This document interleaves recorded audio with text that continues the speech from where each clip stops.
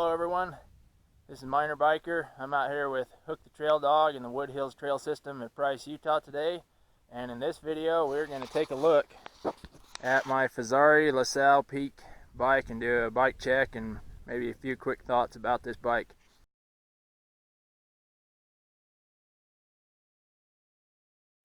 So this is Fezzari's full carbon 150 mil travel rear, 160 front enduro bike that they came out with earlier this year. It's a pretty sweet bike. I'm loving it so far. Start up here at the front.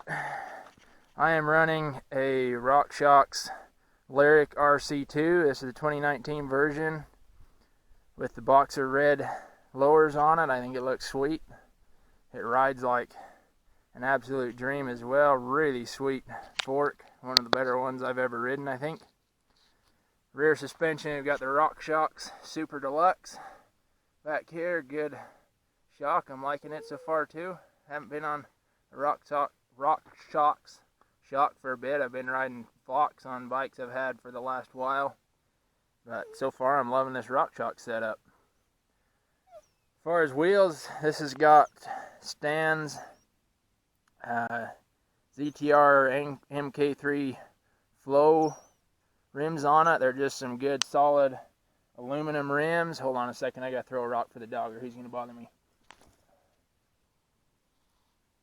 He's kind of strange. So these are just good solid aluminum rims. Personally, I like aluminum rims better than carbon.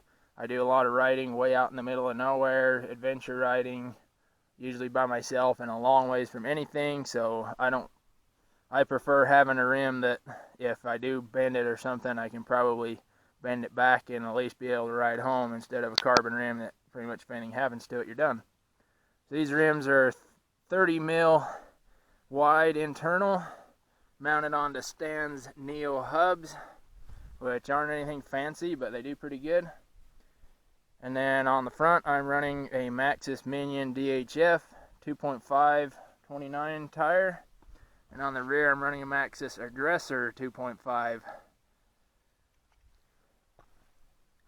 Again, the rear is mounted on the Stan's Neo hub. Pretty good engagement on that hub. Not anything crazy good to write home about, but it works for me until I can justify doing something better. As far as the drivetrain, I've got a SRAM GX Eagle cassette and derailleur and chain. And then that's paired with race face turbine 170 mil cranks with a 34 tooth race face oval chain ring. I'm a big fan of oval chain rings. I've gotten used to riding them and I like the characteristics they give. I'm also running a 1UP Components bash guard and chain guide pedals. I've got Pedaling Innovations Catalyst pedals. Settle down, dog. He's impatient. He thinks we should be riding and not talking. So these are Pedaling Innovations Catalyst pedals. Pedaling Innovations is a small company based out of Colorado. They developed these pedals with some really cool science behind the kind of long design. It's designed to bridge across the arch of your foot and give much better foot support and better power transfer and better comfort, better recruitment of the hip muscles instead of your calf muscles for power. Take a look at Pedaling Innovations online. They've got some really cool stuff, and I've found that their claims and their science behind these pedals is true. It works good. I like it. Up here for the dropper post, I'm running just a 150 mil travel Fox transfer. That is paired with a 1UP Components carbon dropper post remote lever. I like this one. I tried it on a bike I had previously and really liked it. I like the feel of it. I like the position it's in. For bars, I'm running race face turbine R's, 780 mil wide. These are 35 mil diameter for the clamp. That's mated on a 50 mil race face turbine stem as well. For brakes, I am running TRP Quadium brakes. This is their big 4-piston enduro / downhill brake. Look at it here on the front wheel, so you can see that big 4 pistons there with the 180 mil rotor. As you can see, that caliper is pretty big and beefy, has the fins in it to help it cool and everything. I like them. I like the feel of them. They got more modulation than a Shimano brake, but a little more bite than a SRAM brake. Personally, I think they're a good combination of kind of the best of both. And I figure if they're good enough for Aaron Gwynn, they're good enough for me. Got a King Creek fender up here on the front. Just like running that. Helps keep the stanchions clean. Helps keep some mud if I'm riding in the wet. Or rocks, gravel from flipping up and hitting me. Got spare tubes strapped on here with a 1-Up Components tool strap. And then just bottle cage. This bike can actually fit 2 bottle cages. There's a set of bolts right in here. And then there's 2 different mounting positions here. There's 2 bolts here for bottles, and there's an extra bolt down here for Fox Live electronic suspension. But that spacing's the same as for a water bottle, so you can, if you want to just run 1 water bottle, 1 big bottle, you can put your cage down here. If you want to run 2 small bottles, you can put a cage up here, and then you can fit another one over here. Personally, I like just running the 1 big bottle and then having room to stick the tube and stuff down there. So that's about it. Got a WTB Volt saddle on there, nothing fancy, but it works. ESI chunky foam grips, which I like. That's about it. Full mount for my headlamp when I go night riding, which I like to do, especially this time of year. Sweet bike, loving it so far. It's very capable for a... You need to settle down, dog. I know. Less talking. More riding, more running. Go get it. As I was saying. Very capable bike.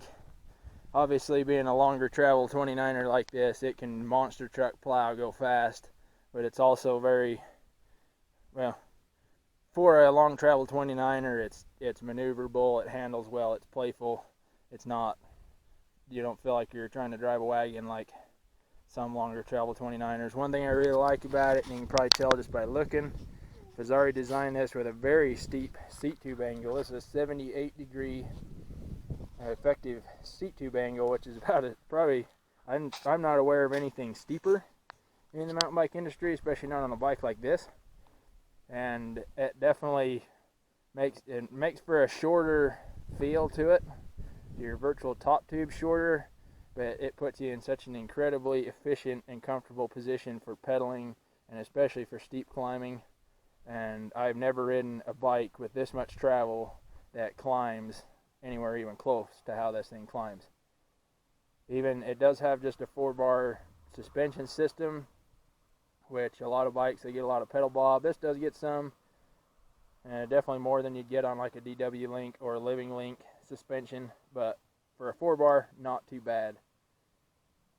And it makes up for it on the downhills, in my opinion, because it gives you that super plush, super planted, playful, lively 4-bar, horse link, whatever you want to call it, suspension feel, which suits me well. It's also got a 65-degree head angle, so pretty slack with a short offset. That's only a 42 mil offset on that RockShox Lyric, and that makes for a pretty good handling up front. It's really stable and composed at high speed. I'm really liking it so far. Stoked to shred this bike through the winter and some desert riding. Looking forward to some mountain riding and doing some more enduro races on this next year. Thanks everybody for checking out this bike check. Keep an eye out for some more videos coming soon about this day riding out here in Wood Hills by Price. There's some fun trails out here, and I'm going to get some good videos up from them. Check out my other videos. Please like and subscribe and share videos if you like what you're seeing. Help the MinerBiker channel grow. Follow me on Instagram as well. Thanks for watching, everybody.